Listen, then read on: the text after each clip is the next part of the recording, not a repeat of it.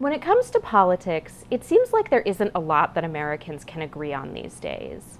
But a new poll from the AP-NORC Center for Public Affairs Research shows that when it comes to some of the most important values and freedoms, Americans are on the same page. More than 90% of U.S. adults say the right to vote and equal protection under the law are important or very important. 88% say this about the right to privacy, and 84% say the freedom of religion is important or very important.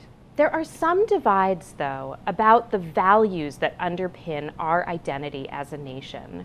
For example, more than half of Republicans say a culture grounded in Christian values is important for the U.S.'s identity as a country, while only 18% of Democrats agree with that.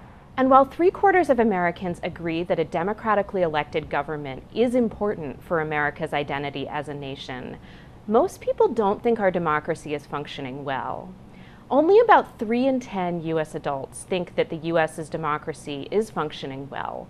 About half say that the U.S.'s democracy is functioning, but poorly, and 14% say the U.S. is not a democracy.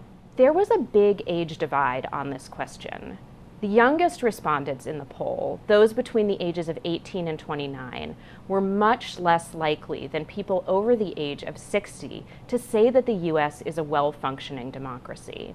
These findings reflect one of the big challenges for American democracy right now. We're actually not as divided as we think on the importance of some of the most important rights and freedoms. But Americans also agree that democracy just isn't working the way it should.